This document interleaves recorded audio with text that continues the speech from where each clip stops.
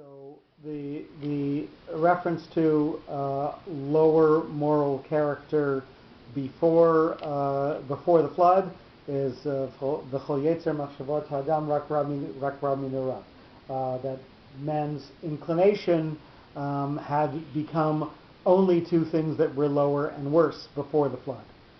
So we'll read through the pasuk. As we read through it, we will see that bik'ah gets this sheltering aspect to it with a pause afterwards, and again Shinar is going to so the fact that Shinar is going to offer them this refuge is going to be separated from the fact that they actually chose it as a unified base.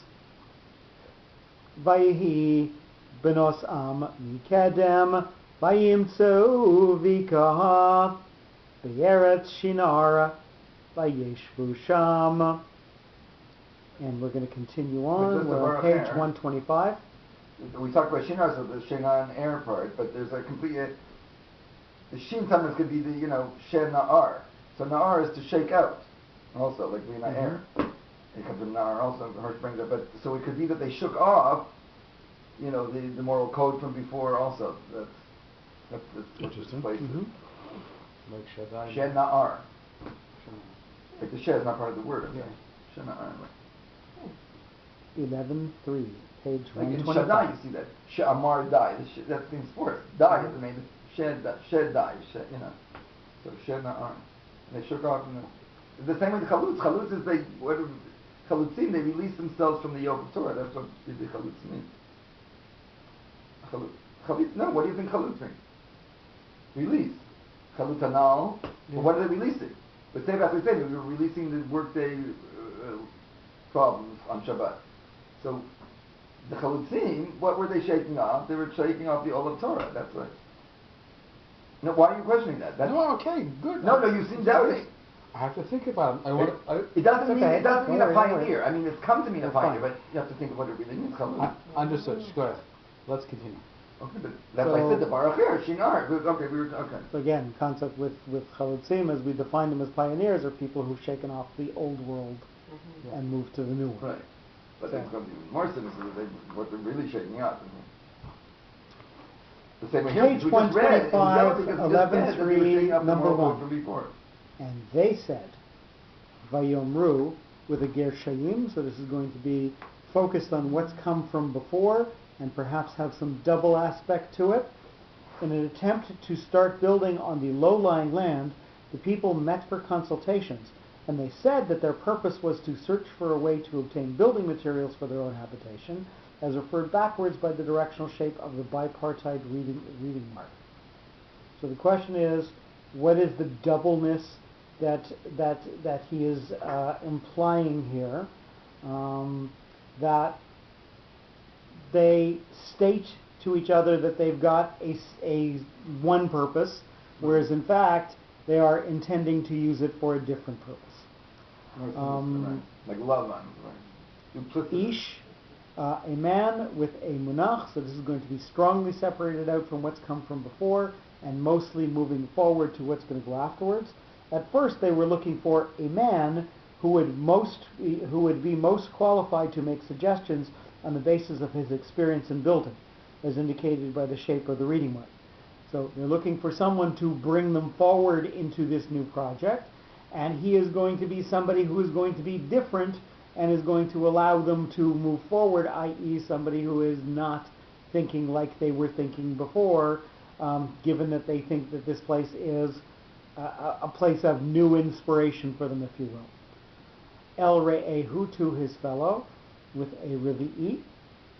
Later they proposed that the experts would make their recommendations and choose suitable people to constitute certain teams, and each would make suggestions to his fellow about his views, ideas, technicalities, and concepts, as pointed out by the broad meaning of the related reading mark. So they're going to look for people who are going to be able to literally broaden out the project. And we saw before several times that we've defined Revi'i as something that's taking something that's coming from a unique point and spreading out from there to have more broad application. Hava, let's try. This is a yativ. So this is not a mapach. A yativ is something that comes at the beginning of the word. It's always written before the very first letter of the word, and it forces the word into mil'el. It forces the word to have the second last syllable or the first syllable of the word being accented. Hava as opposed to hava. Mm-hmm. We'll come back to the note in a second. The discussion. So this pushes us backwards to things that come from before, even though it's the mapach which is supposed to narrow us and focus us forward. It looks like the mapach which is to narrow us and focus us forward into what's going to come afterwards. The discussions usually ended with a suggestion for experimentation in order to obtain empirical knowledge for practical implementation, where they call, let's try, in order to make constant improvements and innovations, as shown by the shape of the reading mark. So it's bringing us back to Re'ehu, to this ish, this person that they're going to try to find, and they would say one to another, let's move this forward by trying to narrow it down by doing it this way. So they're giving each other suggestions to try to move the project forward. So again, looking backwards and looking forwards at the same time, the yativ. So we're going to go back to the previous note. Vayomru isha re'ehu, and each man said to his fellow. This is the first mention of a scientific institute established for research. Common problems were discussed, various views and concepts being considered and evaluated. Okay. People consulting with each other. Since I mentioned Lavan for a second there because we talked about the duplicitousness. Lavan is he's the Rasha, but he presses himself on his son. It's just interesting that the word Nobana has Lavan in it. That could be someone who's duplicitous. Okay. I don't think we mentioned that when we get to Nobana, but no one's mentioned that. That's what and number 4. Again, we have a note there. This meaning of Hava is also in Exodus 1:10. Hava nitchat malo. The Egyptians say that let's be smarter than the Jews and make a plan to deal with them. So again, this is discussion in order to control a situation or control a populace. Nilbana, we shall mold, with a munach. So this is separated from what's come from before and moving us forward into what's come afterwards. We shall mold a standard form of a raw material which shall become the basic element for all construction. This was the result of all the meetings and discussions as stressed by the shape of the reading mark. So we're going to make a new way of building things. We're going to have we're going to prefab little pieces that we're going to make Lego blocks. We're going to make things that we can put together however we want, and that's different from what was before, and it's going to be what leads us forward. So that's why we have the munach that separates out from previous construction techniques. This is going to lead to a new construction technique, levenim, with a katon. So this is going to have a 2-part meaning to it, bricks. We shall create bricks which can be joined in various directions and erect any kind of shape of structures as denoted by the bipartite shape of the reading mark. So you can use them and you can make different things with them, so it has more than one way of putting it together. And we have a note, levenim and levanav, for building. In the early stage, after the invention of brickmaking, various kinds of colored clay were collected from the surrounding muddy area. These were various kinds of primitive bricks. Some were rolled to form cylinders or balls, rotund, with inscriptions, and placed on corners or used for various decorations. Others were flat for horizontal progression, lateris plani, flat bricks or flat blocks. Initially, they were made to become solidified by drying them in the sun. So again, just some archaeological comments about different types of bricks and their uses. v'nisrafa, and we shall ignite with a tipcha. And he defines this as the first stage. When the initial sun-dried bricks did not seem durable, a new technique was proposed. And we shall ignite a fire and treat the bricks with a flame to make them more resistant, as expressed by the reverse inclination of the reading marks.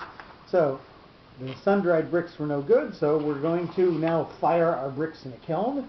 Lisrefa, with a stabilizing etnachta, for burning, number 8, second stage.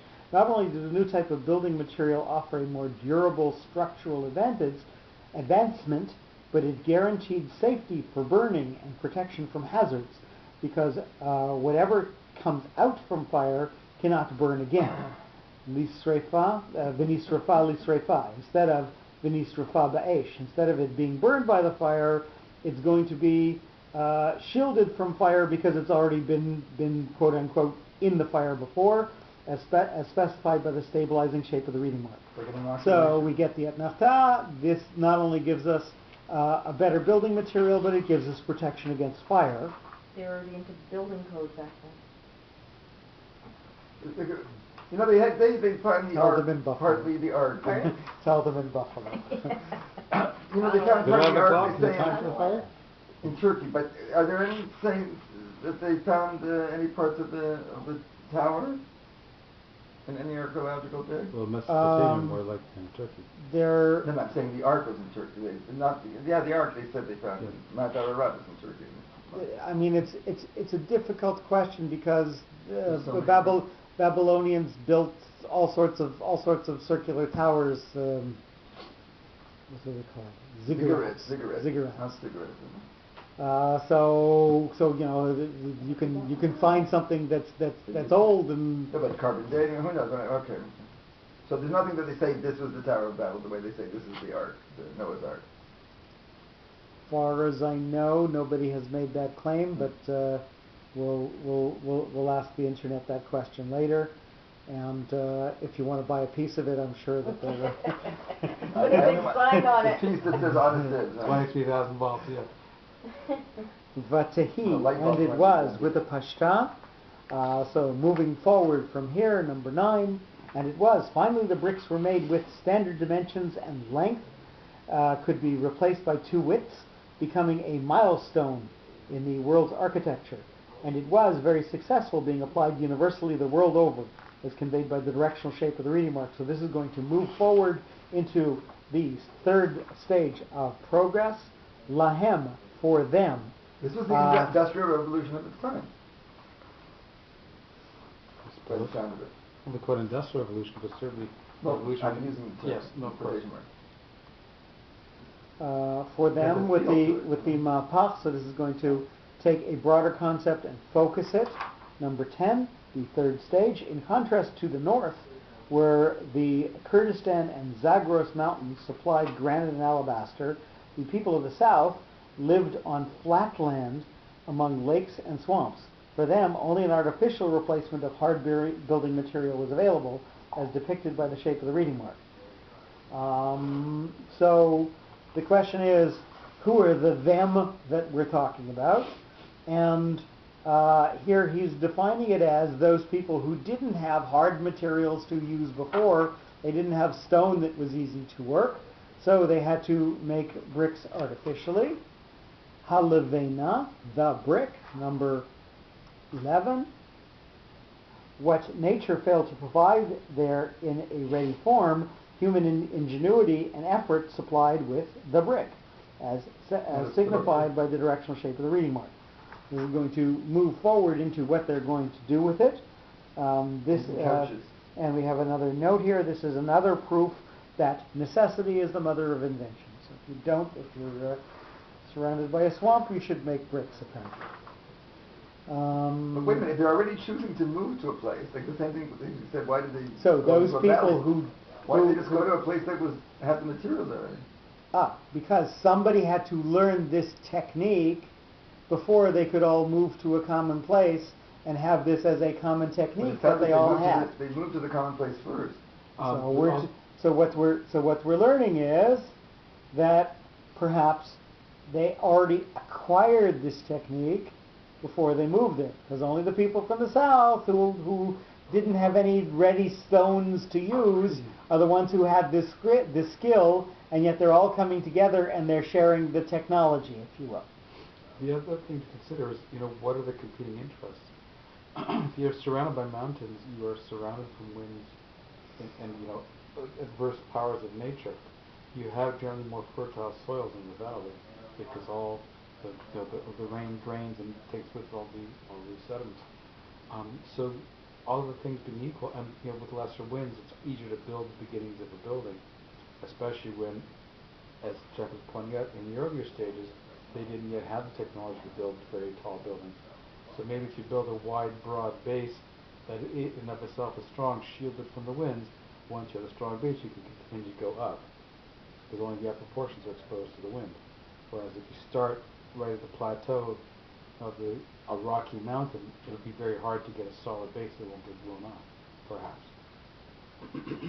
So for them, the brick, for a stone, le'aven, with a katan. So this is going to have a two-part meaning to it. Number 12, for a stone. The clay and mud, which was a nuisance before, became an asset, and it was within reach as a valuable replacement for a stone, as portrayed by the bipartite shape of the reading mark. So something that before was no good is now going to become something that is certainly a valuable asset, the ability to make bricks which are going to turn into structures. The hachemar and the clay with a zakef katon, both a munach and a katon, so a three-part note that is separated from what's come from before and then have other significance to it. The mud served as raw material to produce various bricks, and the clay was applied as a binding agent to unite the neighboring bricks, as revealed by the shape of the two kinds of the reading mark.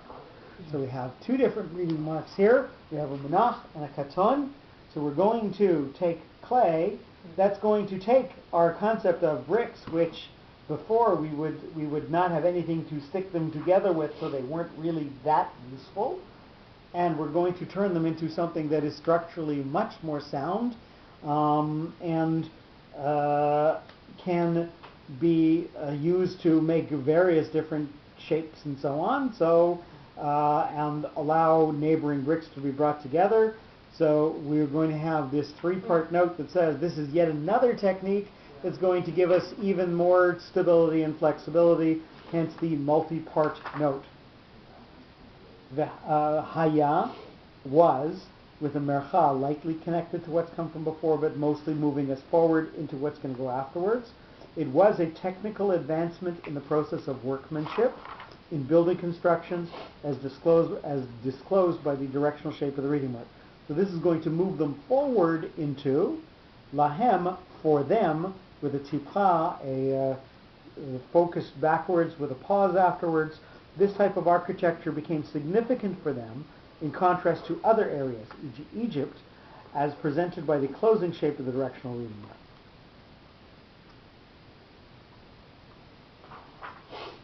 I'm not sure why he's separating this out from Egypt. Well, look at the next. Look at the note.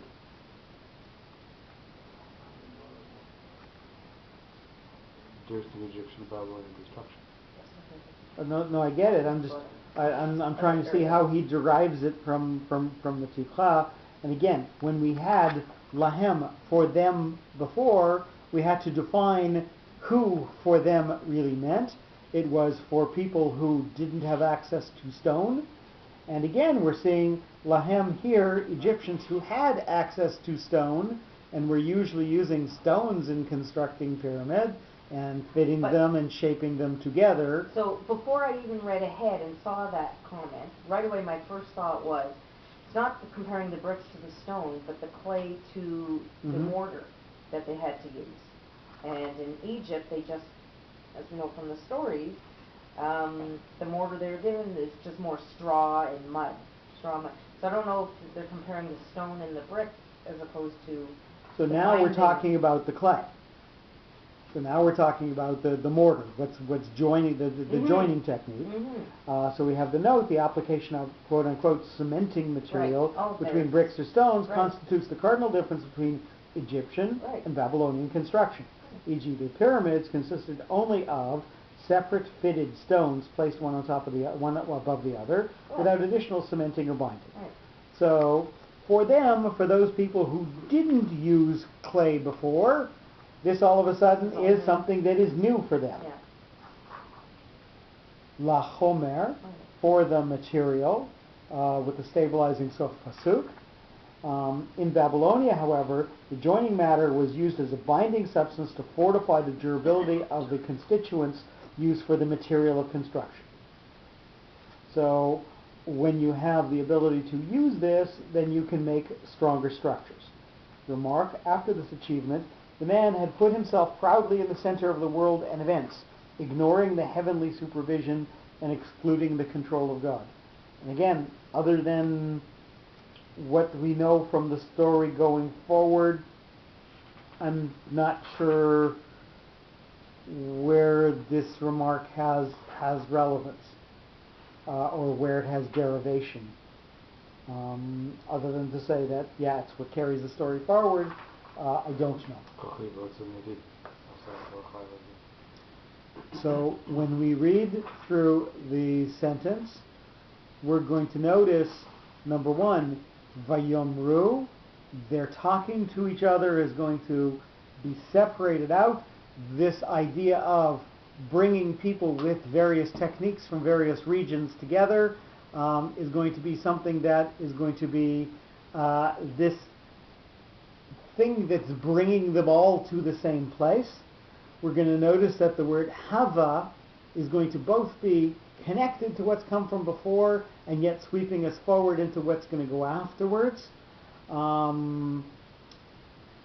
The concept of levena, le'aven, is going to be connected, so we're going to see that idea that those people who used stones before were different. We're going to, those people who had no stones before, we're going to learn this concept. And the chemar, the clay, is going to be something that again is a differentiating factor separated out by itself, and it's going to be yet a new technique that's going to be exchanged. Vayomru ish el reyehu hava milvena levenim v'nisrafa nisrafa v'tehi lahem halavena le'aven v'hachemar haya lahem lachomer. And we're continuing on, page 127. And again, Vayomru is going to get the Gershayim, so it's going to be connected backwards to what we've seen from before, and perhaps have more than one intention to it. They were, because it's a doubled note, they were encouraged by the success and experience, and they said, in the form of a decision and a resolution, Vayomru isharehu, this is what they decided to do altogether, that they would make greater material achievements, as indicated by the reverse direction of the reading mark. So because they had now all come together with these two new technological ideas, the idea of making bricks and firing them, and the idea of having mortar and something to make your bricks much more stable and much less time-consuming by having to fit them all together. Hava, this time Hava has a munach with a psik afterwards.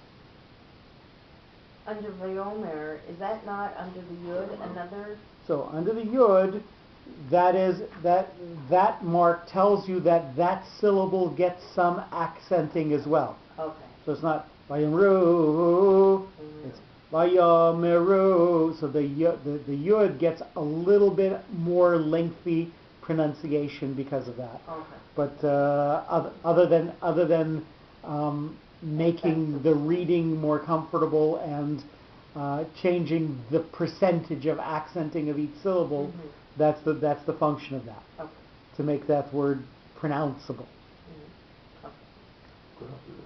Hava, with a munach, there should be a psik, there should be a line after that word. So this is going to be separated out from what's come from before, move forward, and then get another pause right after it. Number 2, let's try. The new slogan again was, let's try, to start another daring venture, which may become very important and make a breakthrough in the history of mankind, as shown by the shape of the reading mark followed by a psik. And again, he doesn't have the psik written in there, but there should be a single straight line, so another pause after Hava. What's the new invention? Ear? Ear's not Sorry? new. What's the new creation? Well, we're going. Outbreaks, we said that already. So they've now speaking to each other. We got these things. Let's try something else. And we haven't gotten to what something else yet is. Nivne lanu, we shall build for us, with a munach. So this is going to be separated from the things that they were building from before, and moving forward into what they're going to do afterwards. So that's why we have a munach with a sharp demarcation. We shall build for us a great center which would serve the entire country, be useful for conducting our chosen style of living, and assure the defense of the country, as stressed by the shape of the reading mark. So this is going to be something that's going to be different from what we did before, and it's going to lead us to a new way of living afterwards. Ear. I know, but that's what I'm saying. Ear is not new, because we already saw by, in the early days, like with Adam and after Adam was cut, who was so it? Ear is not all that they're making. Okay. Maybe So they're going to make a city, Revi'i. So this is going to have a broadening sense to it. In a planned design, they decided to erect a city in which the residents would be reasonably located with regard to public conveniences, courts, markets, schools, gatherings, etc. And in case of an emergency, as pointed out by the broad meaning of the reading mark. And in case of an emergency, what? I didn't quite understand what he was getting at here. What in case of an emergency does the broadening concept of Revi'i tell us? But I'll leave that for the tape and for people to ponder on. Umigdal with a pashta. This is going to sweep us forward into what's going to come afterwards and emphasize the subject. And a tower, number 5. Consideration was given to build a city and a tower which would be at the highest elevation of the locality and easily accessible by the inhabitants, as denoted by the directional shape of the reading mark. So that's a place that you can go forward from, virosho, and its top, with a munach. So this is going to be separated out from what's come from before and move us forward into the new paradigm that it's going to create. The easy reach and its top shall render a view overlooking a wide area for early warning of approaching attackers in case of war, as suggested by the shape of the reading mark.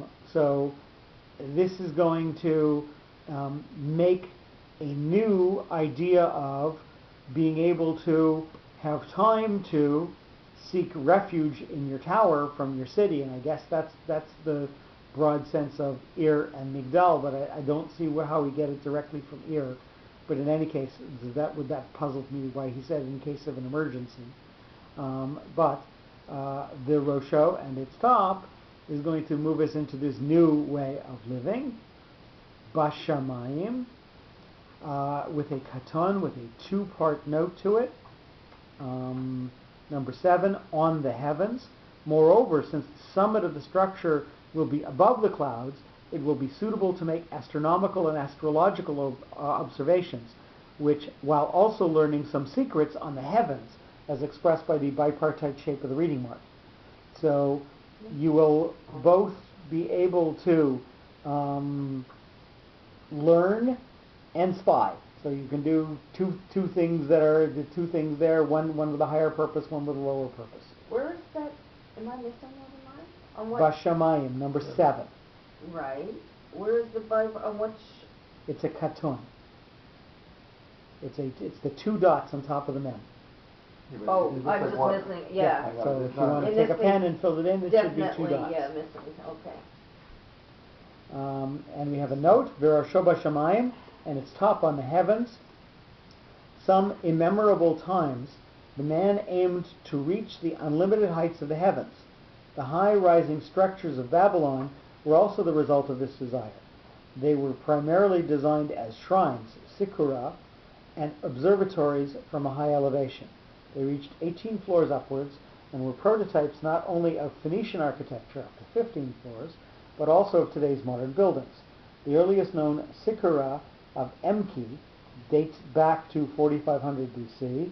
The original shrine was relatively small, but each successive one was expanded over and around the first structure, occupying larger areas and progressing in height, like at Eridu or at Tape Gaura, 3500 BC, or those of Emki,